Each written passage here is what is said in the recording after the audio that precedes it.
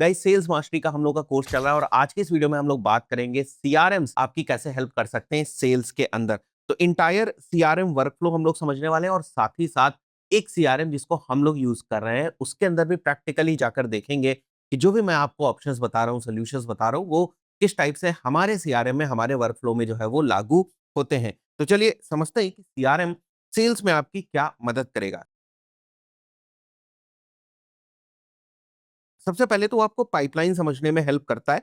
Second, आपको data manage करने में हेल्प करता है। फॉर एग्जांपल, आपकी कोई लीड आई और वो सीआरएम के अंदर है, तो उस लीड से एसोसिएटेड बहुत सारे एट्रीब्यूट्स होते हैं। जैसे वो लीड आपकी कब आई, ठीक है, कौन से प्रोडक्ट या सर्विस में इंटरेस्टेड है, उसको आपने क्या प्रपोजल सेंड किया हुआ है, प्रपोजल की वैल्यू क्या है, ये सारे बहुत सारे डिफरेंट डिफरेंट जो एट्रीब्यूट्स हैं एक लीड के साथ जो एसोसिएटेड होते हैं, वो सारी चीजें। जैसे किसी लीड का सोर्स जो है वो क्या है, कितनी बार उनसे बात हो चुकी है, उस लीड की स्टेज क्या है, तो ये सारे डिफरेंट एट्रीब्यूट्स हैं जो उस लीड से एसोसिएटेड होते हैं। तो ये सारी डेटा मैनेज करने में सीआरएम्स आपकी मदद करते हैं। इसी तरीके से ऑटोमेशंस में भी आपकी सीआरएम्स मदद करते हैं। तो मेजर तौर पे 3 जगहों पर सीआरएम्स आपकी बहुत ज़्यादा हेल्प करते हैं। एक तो पाइपलाइन को स्ट्रक्चर करने में, where you can basically visualise the journey from lead to customer, and here CRMs ensures no deal stalls indefinitely. किस टाइप से एक लीड एक स्टेज से डिफरेंट स्टेज के अंदर मूव करी, वो सारी जो चीज़ें हैं ना, वो आप पाइपलाइंस के थ्रू करते हैं। And this is one of the most important reason जिसकी वजह से लोग सीआरएम्स को यूज करते हैं। तो फॉर एग्जांपल, किसी लीड के ऊपर अगर आप काम कर रहे हैं, उस लीड से आपने मीटिंग करी, तो कुछ मिनट्स ऑफ मीटिंग्स वगैरह निकल के आए होंगे, तो उन लॉग्स को मेंटेन करने का काम यहाँ पर डेटा के थ्रू हो सकता है। सीआरएम्स के अंदर कॉन्टेक्ट का सेगमेंटेशन, जो मैंने आपको बताया कि ये बहुत सारी लीड्स हमारे पास जो इस सिटी से आई है, कुछ अलग लीड्स हमारे पास जो सिटी 2 से आई हुई है, तो किस टाइप से आप सेग्रीगेट कर सकते हैं ऑल लीड्स में on the basis of the filters. तो डिफरेंट डिफरेंट फील्ड्स के बेसिस पर, डिफरेंट डिफरेंट डेटा पॉइंट्स के बेसिस पे आप बहुत सारे फिल्टर्स को यूज कर सकते हैं। आप टैग्स लगा सकते हैं, आप हिस्ट्री को मैप कर सकते हैं। तो all those things you can do inside the CRMs. और जो भी मैं आपको कोर फंक्शनैलिटीज यहाँ पर बता रहा हूँ, जो बेसिकली ये 3 फंक्शनैलिटी हैं, ये किसी भी सीआरएम के अंदर जो है वो लागू होंगी। ये मिनिमम चीजें हैं जो हर सीआरएम के अंदर होती हैं। आज के टाइम में जितने भी मार्केट के अंदर सीआरएम्स हैं, वो सभी सीआरएम्स हाईली कस्टमाइजेबल हैं। इवन छोटे-छोटे सीआरएम्स में भी आप हैवी कस्टमाइजेशन करवा सकते हैं उनकी टीम के साथ, तो परेशान होने की ज़रूरत नहीं है। और जब आप सीआरएम्स एक्सप्लोर करने जाएँगे तो मेजरली 2 तरीकों के आपको सीआरएम्स देखने को मिलेंगे। एक तो वो सीआरएम्स होंगे जो जेनेरिक टाइप के सीआरएम्स होते हैं, जिनको आप किसी भी बिज़नेस के हिसाब से जो है वो एडजस्ट कर सकते हैं या उनकी टीम से कस्टमाइज़ कर सकते हैं। बट बहुत सारे सीआरएम्स ऐसे हैं जो स्पेसिफिक इंडस्ट्री के हिसाब से ही बने हुए हैं। शुरुआत में ना उन लोगों ने भी अपने सीआरएम्स को काफ़ी जेनेरिक रखा था, but over the period of time उन्हें भी समझ में आया कि सीआरएम्स भी थोड़ा-सा स्पेसिफिक टू इंडस्ट्री होनी चाहिए, बिकॉज़ एक स्पेसिफिक इंडस्ट्री की प्रॉब्लम्स को लोग समझते हैं। तो उन्होंने भी पिवट लिया और अपने सीआरएम्स को इंडस्ट्री स्पेसिफिक बनाना स्टार्ट कर दिया। Now automation is again very important use case of CRMs, जहाँ पर फॉर एग्जांपल कोई लीड आई और उनको अगर आपको इंस्टेंट मैसेज सेंड करना है, तो that you can do with the help of automations. एक लीड आई और उस लीड को किसी एक पर्सन को असाइन करना है बेस्ड ऑन कि वो लीड किस सोर्स से आई थी। फॉर एग्जांपल, अगर हमारे पास एड्स चल रहे हैं और एड से हमारे पास कोई लीड आती, तो हम चाहते हैं कि हमारे जो सेल्स टीम के पर्सन ए हैं, उनको ये लीड असाइन हो जाए। अदरवाइज़ अगर हमारी वेबसाइट से लीड आ रही या हमारे कॉल से लीड आ रही, तो उस पर्टिकुलर सिनेरियो में हम चाहते हैं कि ये वाली जो लीड्स हैं, इस टाइप की जो लीड्स हैं, वो हमारी टीम में सेल्स पर्सन 2 को जो है, वो असाइन हो जाए। तो these kind of automations you can basically configure inside your CRMs only. And अगर लीड नर्चरिंग के कोई ऑटोमेशंस करने, that you can do. You can integrate different tools like API based बहुत सारे टूल्स, एसएमएसएस बेस्ड बहुत सारे टूल्स, ईमेल मार्केटिंग बेस्ड बहुत सारे tools on top of your CRM, so that वहाँ पर जो इन्फॉर्मेशन उनके बेसिस पे आप कम्युनिकेशन सिस्टम्स जो हैं, वो बिल्ड कर पाएँ। Now that is something which comes into the automations. Drip sequences, वही जो ईमेल एक स्पेसिफिक टाइम पीरियड के बाद ड्रॉप होते रहते हैं।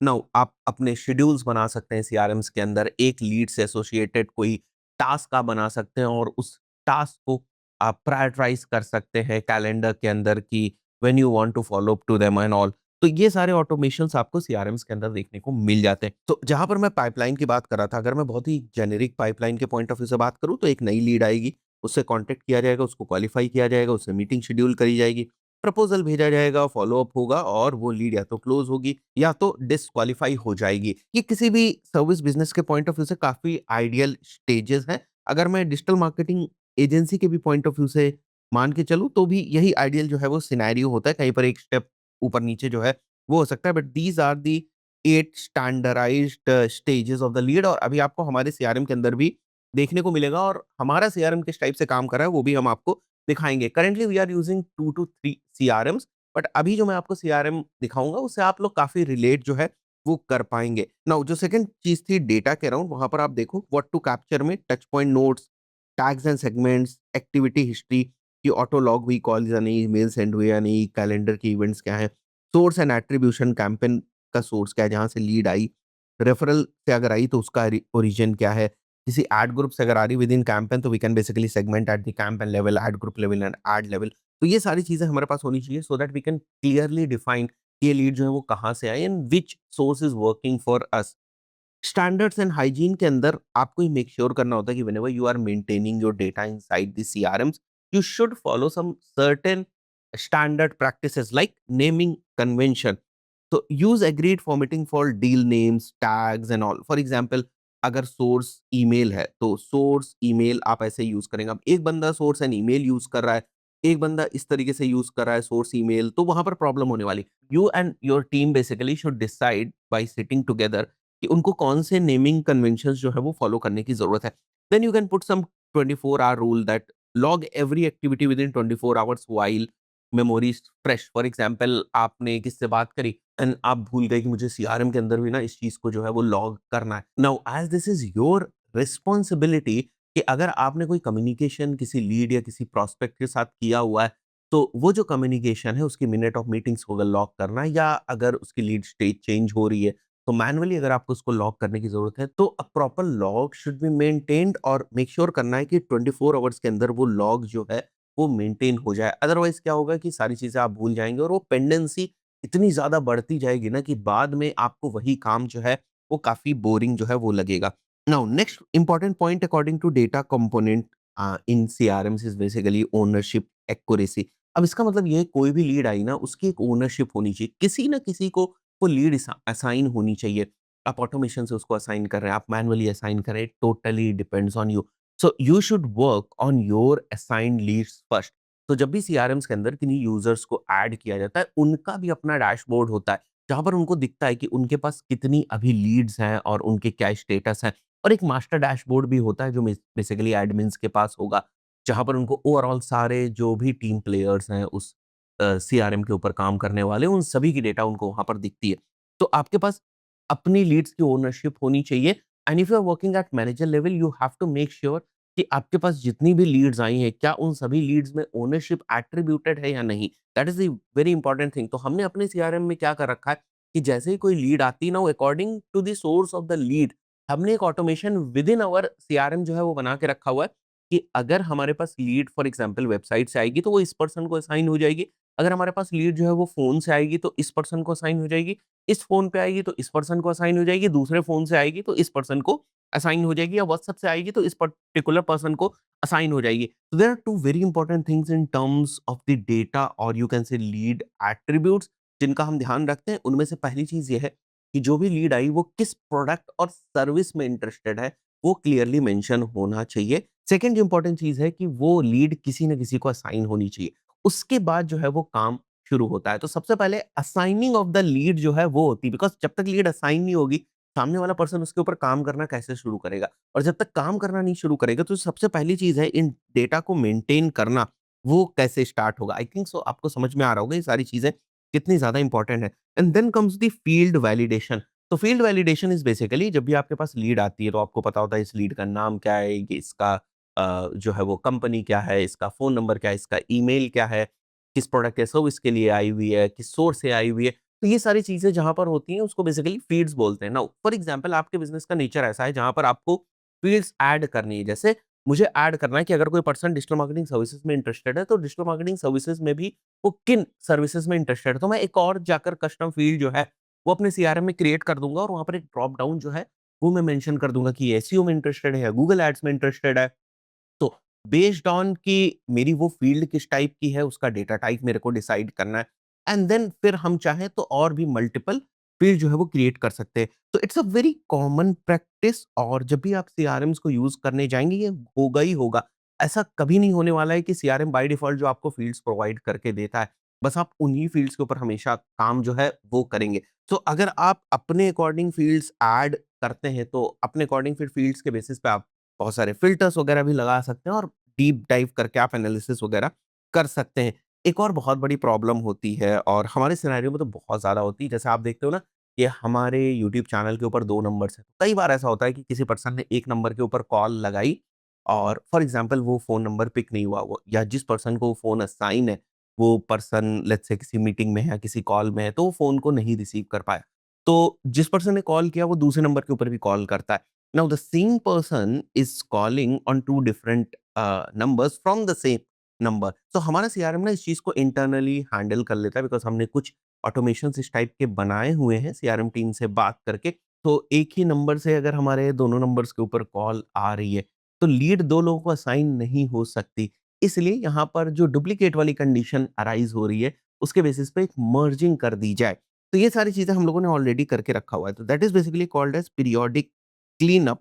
तो टाइम टू टाइम आपको अपने सीआरएम्स को थोड़ा-सा रिफाइन करने की भी ज़रूरत पड़ती है।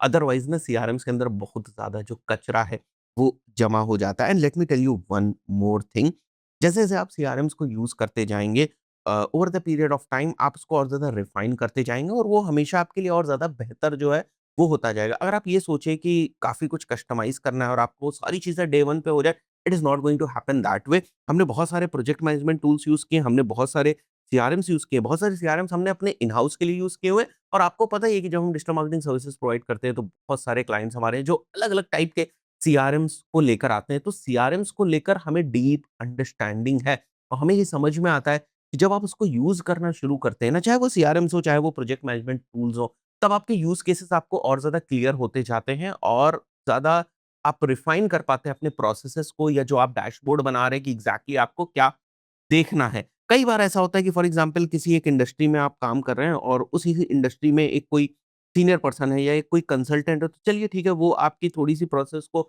आसान कर देता है बिकॉज़ वो अपने एक्सपीरियंस से आपको कुछ चीज़ें बता देता है कि इस टाइप का डैशबोर्ड होना चाहिए। ये मैट्रिसेस आपको देखने की ज़रूरत है। बट अगेन फिर भी आपको कुछ ना कुछ जो कस्टमाइज़ेशंस हैं, वो over the period of time करते रहने पड़ते हैं। So this is basically the second important thing. Third is basically automation का कंपोनेंट जहाँ पर आप अपने फ़ॉलो-अप्स, रिमाइंडर्स ये सारी चीज़ें जो है वो ऑटोमेट करते हैं। तो कोर ऑटोमेशन क्या है कि नई लीड अगर आनी चाहिए तो आपके पास इंस्टेंट नोटिफ़िकेशन व्हाट्सएप पे या ईमेल पे या एसएमएस पे आ जाना चाहिए, जिस तरीके से भी आप उसको प्रेफ़र करते हैं। फर्स्ट टच जो टास्क है आपके, वो डिफाइन होने चाहिए। This is very, very, very important thing. For example आपके पास एक लीड आई, अब ये क्लियर होना चाहिए कि अगर कोई लीड आती है अगर कोई लीड बनती है सीआरएम के अंदर तो विदिन 15 मिनट्स उस लीड के ऊपर जो है वो कॉल जानी चाहिए या फर्स्ट इंटरैक्शन होना चाहिए। अब फर्स्ट इंटरैक्शन की भी प्रॉपर एसओपी जो है वो होनी चाहिए। बट फर्स्ट इंटरैक्शन में हमें क्या उससे डिटेल्स जो हैं वो लेनी है सो दैट जो आपका डेटा वाला कंपोनेंट है वो फिल हो सके। तो ये सारी चीज़ें आपकी ऑटोमेशन के अंदर आएँगी। फॉर एग्ज़ाम्पल कोई लीड आपके पास आती है तो उसको एक ऑटोमैटिक एसएमएस चला जाता है या एक ईमेल चला जाता है और उस ईमेल के अंदर कुछ क्वेश्चन्स होते हैं और वो क्वेश्चनेयर भर देता है। This can be one example of how you basically manage the first touch task. ये भी हो सकता है कि जब भी कोई लीड आती है, कोई इस साइड से मैनुअली उनको कॉल करके फिर वो फॉर्म भरवाता है, तो there can be different ways of doing it. So the main thing is you need to understand what is first touch task. Now, sequenced follow-up, multi-channel drips, email, SMSs for consistent outreach, ghost detection. So there should be auto task triggered by no show or no reply outcomes, or if there is a lead और जिसके ऊपर कोई काम नहीं हुआ है from let's say last 1 month, in that particular scenario वो filter out हो जाए, उसके नोटिफ़िकेशंस आपके पास आ जाए या उसका एक कोई ऑटोमेशन जो है वो ट्रिगर हो जाए, तो these kind of things you can basically create. Now again आप री-एंगेजमेंट्स के लिए भी बहुत सारे ऑटोमेशंस को यूज़ करते हैं, just to wake up dormant leads automatically after 30 days kind of एक आप चर्न जो है वो कर रहे होते हैं एंड दैट इज़ लाइक कि आप बार-बार उन्हीं लीड्स के ऊपर काम जो है वो करना चाहते हैं। And then there is triggers and timings which is like entry point, escalation logic क्या होना चाहिए, stage based logics, top conditions क्या होनी चाहिए, हैंड ऑफ प्रोटोकॉल होना चाहिए। फॉर एग्ज़ाम्पल अगर कोई लीड जो है वो अ, कन्वर्ट हो जाती है उस पर्टिकुलर सिनेरियो में अगर उसको नर्चर करने का कोई सीक्वेंस लगा हुआ है, तो वो अपने आप स्टॉप हो जाना चाहिए। एंड फॉर एग्ज़ाम्पल अगर कोई भी लीड का स्टेटस चेंज होता है, लेट्स से स्टेटस चेंज होके प्रपोज़ल सेंट हो जाता है, उस पर्टिकुलर सिनेरियो में आपका कोई अगर ईमेल फायर होना है अलोंग विद द प्रपोज़ल तो वो फायर हो जाए या उनको कोई एसएमएस जाना है तो वो चला जाए। So these kind of automations you can basically do. और फॉर एग्ज़ाम्पल अगर प्रपोज़ल सेंड हो जाता है और उसके बाद उस लीड को आप किसी और को भी असाइन करना चाहते हैं, एक को असाइनी उसको ऐड करना चाहते हैं, that you can also do. तो इस टाइप के बहुत सारे ट्रिगर्स, टाइमिंग बेस्ड ऑटोमेशंस जो हैं, वो आप अपने अकॉर्डिंग जो है वो सेटअप कर सकते हैं। Remember one very important thing, if anything is missing, if anyone is missing, I am talking from CRMs point of view, अगर डेटा मिस कर रही है, सेल्स आपकी ब्रेक हो जाएगी। ये सारी चीजें अगर मिस करेंगी तो डेफिनेटली आपकी सेल्स ब्रेक होगी। लीड्स आपके पास आ रही है बट प्रॉपरली अगर पाइपलाइन में मैनेज नहीं हो रही है, सेल्स नहीं हो सकती। लीड्स आपके पास आ रही है, अगर ऑटोमेशन प्रॉपर नहीं है तो आपकी सेल्स नहीं हो सकती। You have to understand this thing, pipeline data and automation must work in unison. A failure in one pillar compromises the entire revenue engine।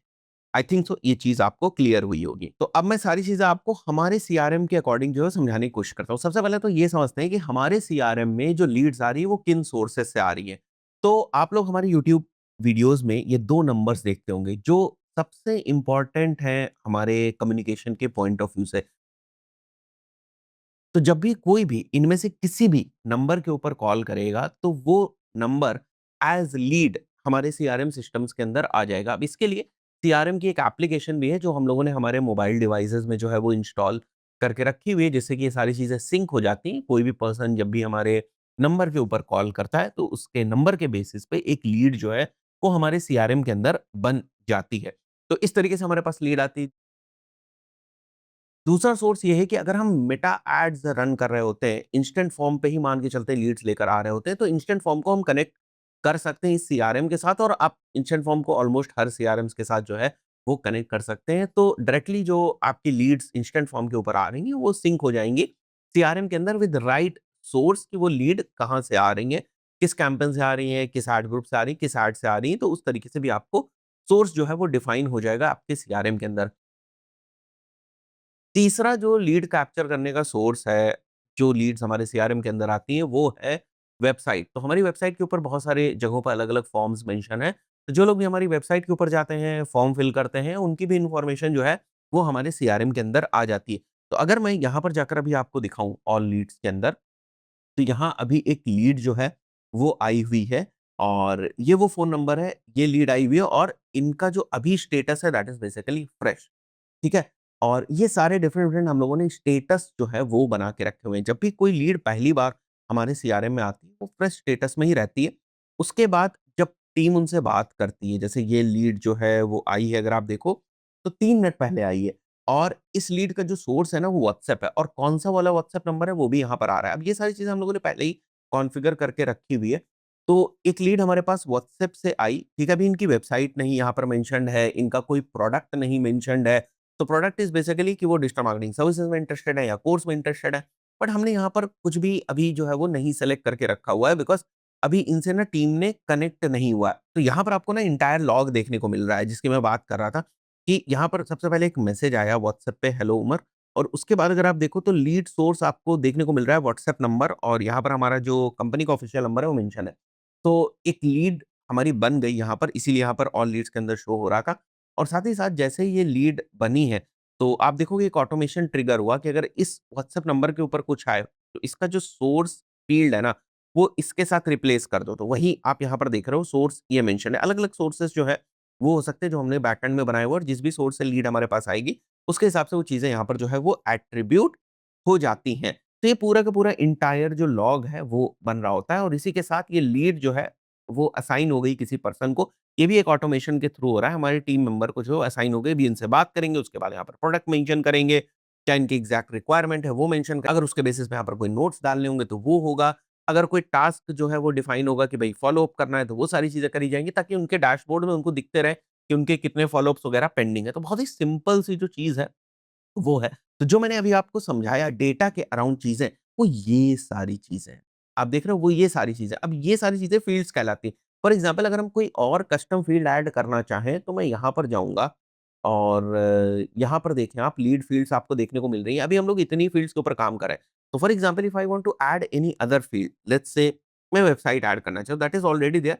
But text form में अगर मैं वेबसाइट कस्टम फ़ील्ड क्रिएट करना चाहता हूँ, that I can do, और वो फिर हमारी कस्टम फ़ील्ड जो है वो हमारी लीड के साथ एसोसिएट हो जाएगी, लीड के साथ दिखने लगेगी। अब उस कस्टम फ़ील्ड के अंदर अगर मैं कुछ पुश करवाना चाहूँ तो वो भी मैं करवा सकता हूँ। Now these kind of CRMs can be easily connected to your WordPress वाली वेबसाइट या वर्डप्रेस के ऊपर जो डिफरेंट फॉर्म बिल्डर्स होते हैं, जो टूल्स होते हैं, जो प्लगइन्स होती हैं, उनके साथ डायरेक्टली जो है वो कनेक्ट हो जाती है सो दैट लीड्स का फ्लो जो है मेंटेन रहे। तो बहुत सारे इंटीग्रेशंस आपको देखने को मिल जाते हैं। जैसे हमारी वेबसाइट से कनेक्टेड है तो ये इंटीग्रेशन आपको देखने को मिल रहा है। इसी तरीके से अगर 99 एकर्स के ऊपर आप काम करते हैं तो वहाँ से लीड्स लेकर आ सकते हैं। हाउसिंग के ऊपर करते हैं तो वहाँ से, जस्ट डायल के ऊपर करते हैं तो वहाँ से ला सकते हैं। अगर आप गूगल शीट के ऊपर अपनी लीड्स को मैनेज करते थे तो वहाँ से डायरेक्टली लीड्स को जो है वो पुश करा सकते हैं। तो टेंशन की बात ये नहीं है कि सीआरएम्स के अंदर आप लीड्स कैसे लेकर जाएँगे। मेन चीज़ ये है कि आप ये समझें कि आपकी लीड्स की कौन-कौन सी फ़ील्ड्स होनी चाहिए, आपको किस टाइप से टीम को असाइन करना है, आपकी जो लीड की पाइपलाइन है, आपके बिज़नेस के अकॉर्डिंग जो एक लीड की पाइपलाइन आप बनाएँगे, वो किस तरीके की होनी चाहिए। जैसे अगर मैं आपको दिखाऊँ तो हमारी जो स्टेजेज़ हैं लीड की, वो ये स्टेजेज़ है। जब भी कोई लीड हमारे पास पहली बार आएगी, तो वो फ्रेश में ही दिखेगी। तो अगर हमारे पास मान के चलते हैं 100 लीड्स आए और उनमें से 10 लीड्स का स्टेटस फ्रेश है, तो मैं ये मान के चलता हूँ कि अगर उनका स्टेटस फ्रेश है, मीन्स कि उनसे अभी तक किसी ने बात नहीं की। बिकॉज़ जैसे ही उनसे बात होगी, या तो interested in digital marketing services या interested in digital marketing course की स्टेज उनको लग जाएगी, ठीक है? अब उनको स्टेज लग गई, उसके बाद उनको फॉर्म सेंड हो रहा है, उनकी मीटिंग हुई है या नहीं, उनका मीटिंग उमर सर से अगर होनी है तो हुई है या नहीं, प्रपोज़ल सेंड हुआ है या नहीं, और उसके बाद एक एक्टिव फ़ॉलो-अप उनका चल रहा है या नहीं। ये हमने इंटरनली अपने अकॉर्डिंग जो बना के रखा हुआ है, आपके लिए लीड स्टेजेस बिल्कुल जो है, वो अलग हो सकती हैं। फॉर एग्ज़ाम्पल कोई बिज़नेस क्लोज़ हो गया, तो हम उसको वॉन में डाल देंगे, अगर वो लॉस्ट हुआ, तो लॉस्ट के बहुत सारे हमारे अलग-अलग जो रीज़न्स हैं, उसके बेसिस पे। अगेन मैं अगर वापस आता हूँ ऑन लीड्स के ऊपर, तो मैं आपको दिखाता हूँ यहाँ पर एक और लीड का सोर्स आपको देखने को मिल रहा है। तो यहाँ पर भी देखिए lead assign to team member यहाँ पर मेंशन है, लीड का सोर्स यहाँ पर वेबसाइट है। बस ये वाली लीड हमारी वेबसाइट से आई थी, तो वेबसाइट पे हमारा फॉर्म है, तो फॉर्म में भी क्या इन्फॉर्मेशन थी, वो भी आपको यहाँ पर जो देखने को मिल रहा है। तो this is how the CRMs work, और कोई भी सीआरएम्स होंगे ना, वो इसी तरीके से, इसी फंडामेंटल के ऊपर जो है वो काम करते हैं। तो if you want to do anything at the lead level, वो आप कर सकते हैं। तो फॉर एग्जांपल अगर आप इस लीड को कोई टैग असाइन करना चाहते हैं, तो वो कर सकते हैं। भविष्य में आप टैग के बेसिस पे फ़िल्टर करना चाहें, तो वो भी आप कर सकते हैं। So these are basically the use cases of CRMs, और भी बहुत सारे यूज़ केसेस हैं। मैं फंडामेंटली आपको चीज़ें बताने की कोशिश कर रहा हूँ। तो now let's say if we want to figure out कि हमारी किस स्टेज में अभी कितनी लीड्स हैं।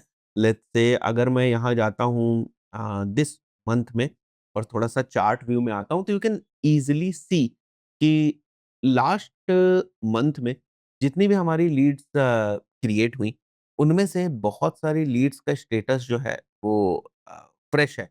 नाउ ये लीड्स का स्टेटस फ्रेश इसलिए भी है क्योंकि इनका प्रोडक्ट अलग हो सकता है, राइट? सो फॉर एग्ज़ाम्पल अगर मैं यहाँ पर created on let's say month select कर लेता हूँ, जनवरी मंथ में जो लीड्स क्रिएट हुई, इसमें आपको फ्रेश इतनी देखने को मिल रही है, बट अगर मैं यहीं पर प्रोडक्ट का फ़िल्टर लगा दूँ कि product is let's say digital marketing services, तो आप देख रहे हो फ्रेश का मेरा नंबर जो है कम हो गया। तो अभी मेरे को बेसिकली ये समझ में आ रहा है कि जनवरी मंथ में जो लीड्स क्रिएट हुई, उनमें जिनका प्रोडक्ट डिजिटल मार्केटिंग सर्विसेज था, उनका क्या स्टेटस है। तो बहुत सारी लीड्स ऐसी हैं जिनकी मीटिंग हो चुकी है, एक लीड ऐसी है जो नॉट आंसरिंग है। बहुत सारी अभी भी ऐसी लीड्स हैं जो interested in digital marketing courses में हैं, बहुत सारी हैं जो जिनको फॉर्म सेंड हो चुका है, बहुत सारी लीड्स जो है वो लॉस्ट हो गई। There can be different reasons. जब मैं इसके ऊपर क्लिक करूँगा, तो I can easily see the lost reasons over here कि किन वजहों से वो लॉस्ट हुई हैं। तो यहाँ पर ना मैंने रिपोर्ट्स वगैरह थोड़ा आपको अपने अकॉर्डिंग समझाने की कोशिश करी। नाउ तो इन दिस सीआरएम आल्सो हमने हमारी व्हाट्सएप क्लाउड एपीआई को कनेक्ट करके रखा हुआ है। So for example on the basis of the list और on the basis of any filter, on the basis of any field, अगर हम कुछ ऑटोमेशंस फायर करना चाहें फ्रॉम आवर व्हाट्सएप एपीआई, तो that we can also do from here. उसका option भी हमें यहाँ देखने को मिल रहा है। And it's heavily customisable. Again it's not only with this CRM, any CRM in the world is heavily customisable, and if you are generating leads you should have CRM. This is very very very important thing, और मैं हमेशा ये कहता आया हूँ कि सीआरएम्स आज के टाइम में काफ़ी सस्ते हो गए। ऑन एन एवरेज आप 1000-2000 रुपए पर यूज़र की कॉस्ट देते हैं। और जिस टाइप से वो आपको रिपोर्ट्स वगैरह प्रोवाइड करके देते हैं, यू कैन नॉट बिलीव। एक और बड़ी इंटरेस्टिंग चीज़ मैं आपको दिखाता हूँ। अब यहाँ पर क्योंकि हम फ़ोन को यूज़ कर रहे हैं और फ़ोन में भी हमारी ऐप है, तो नाउ यू कैन सी मैंने यहाँ पर एक और लीड का लॉग ओपन किया, एंड यू कैन सी जो एग्ज़ैक्ट हमारी बात हुई है that is also over here. And also यहाँ पर एक एआई वाला फीचर है, अगर मैं इसके थ्रू जाऊँ तो ये कुछ एनालाइज़ करके दे देगा कि हमने क्या बात करी है। तो उन सभी चीज़ों को ट्रैक डाउन करने में सीआरएम्स आपकी बहुत ज़्यादा मदद जो है वो करते हैं। अब जैसे यहाँ पर देखो तो product has been changed to digital marketing services and lead reassigned from training to the other person because हो सकता है जब बात हुई हो, तो पहले ट्रेनिंग की बात हुई हो, बाद में जो है वो प्रोजेक्ट से रिलेटेड बात हुई इसलिए उसको असाइन कर दिया गया और उसके बाद एक नोट भी यहाँ पर डाल दिया गया कि call is done but budget issue है एंड यहाँ पर भी देखो लीड का स्टेटस जो है वो फ्रेश से चेंज करके lost product does not fit में जो है वो आया एंड देन उसके बाद lost reason change from product does not fit to budget issue. तो जैसे-जैसे कम्युनिकेशन होती जाती, जो भी क्लैरिटी होती जाती, team used to manage this. So all these things can be easily managed with the help of CRMs and if you want to thrive in sales, you should work on CRM. So क्या sir CRM सीखना पड़ेगा? नहीं, कुछ नहीं सीखना पड़ेगा। CRMs are easiest tool to operate. बस हौवा बना देते हैं लोग कि सीआरएम बहुत ही टफ है और खास बात क्या है कि जिस भी कंपनी का आप सीआरएम लेंगे वो खुद ही आपको असिस्ट कर देंगे सारी चीज़ों को समझाने के पॉइंट ऑफ व्यू से। आशा करता हूँ वीडियो आपको वैल्युएबल लगा होगा। इस पर्टिकुलर वीडियो में इतना ही। मिलते हैं नेक्स्ट टिल देन।